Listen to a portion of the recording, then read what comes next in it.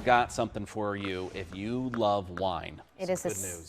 second annual Arizona Wine Month Grand Festival and the Governor's Cup celebration. All of it is happening today. I bet you wish you were out there. I do, but instead, Irene is out there live, having all the fun at Indian School Park.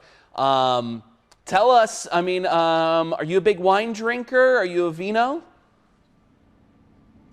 I don't know a ton about wine, but I'm here to learn about wine today. So There's a lot to learn out there. We're going to talk a little tourism. There is a lot to learn, a lot of different types of wine, and apparently Arizona is a big state for wine. So we're going to talk with Ken here, who can tell us a little bit about the festival, what we have going on, and what people can learn about wine here today.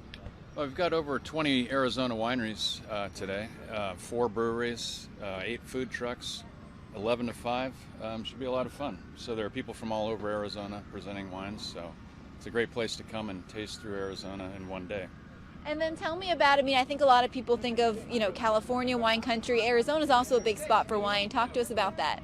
Sure. Why don't we have Kris? Oh, sure. Kris, you can tell us a little. You're a winemaker yourself, correct? You want to tell us a little bit about that? Yeah, Arizona is a great spot for wine. There's a lot of different terroir. We're at a really high elevation, and we have the unique ability to grow a lot of different kind of varietals in one spot. So we're kind of advocates for all different kinds of grape types, which is great. We're not honed into a couple of different varietals. And it's Arizona Wine Month. This is the crescendo of the end of the month that the governor signed a proclamation for, so it's a really good time to come out and support Arizona winemakers. And then tell us what we have here. Forgive me for my ignorance. I'll step over here so we can see the wine. Forgive me for my ignorance on wine. Tell me what different types we have here and educate me and our viewers. This is just Kent. This is a Callaghan Vineyard and Chateau Tumbleweed. These are 2 of many different wineries that you can try here. These are a wide variety of bottles that we make, all from Arizona grapes. Kent is actually in Sonoita, and I'm in Clarkdale. So the interesting part of Arizona wine is that it traverses the entirety of the state. There's 3 different appellations, and it's just a really cool place to be. And speaking of the 3 different parts of the state, we're going to move on to tourism. These are some different signs here that are going to be unveiled later today. If you're watching, you get a sneak peek of this. Tell us what we have, the different areas where you can check out different wine areas, different wine countries here in Arizona. So we always say that there's a story in every glass of Arizona wine. And that's amazing because there are 3 amazing regions in Arizona of wine. And so from the Office of Tourism, we love telling people all the cool places that they can go to see where these wines come from, the places that they're grown, the communities that are there. And so these new wine signs, which are going to be going up starting in April, are going to tell you when you're in one of these American viticulture areas which produce this amazing Arizona wine.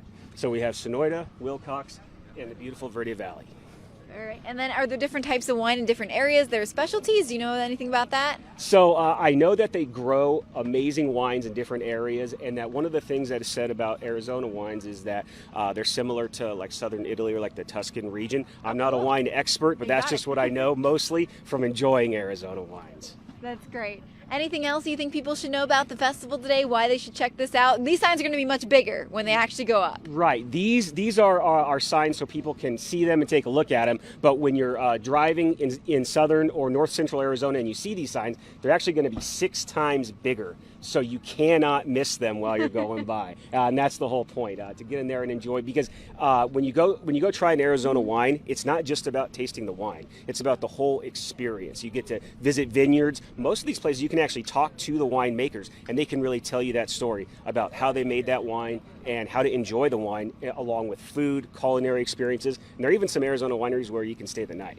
And when are these going up? So these are going to go up starting in April in our 3 wine regions. So pretty soon, yeah, you'll be able to see these and be able to know when you're in these super amazing Arizona American viticulture areas. All right, well, we got to send it back to you, Steve and Anita. So after you're done with work, if you want to check out some wine over here, you're more than welcome to. Okay. Good to know. If you were a wine drinker, you would strike me as someone who drinks a nice light white wine. Maybe something crisp and a little cool. Yes. A little Pinot Grigio. Yeah. I was just telling them, I said that the last few times I've had wine, when my dad had some wine at home, I always end up getting like a head cold, so I'm allergic to something, which is why I usually avoid it. But I said that's probably because my dad got the cheapo stuff. This stuff's probably good. Maybe I'd be okay with it. So You have to try it I'll give while it you're another there. try. Little sampling.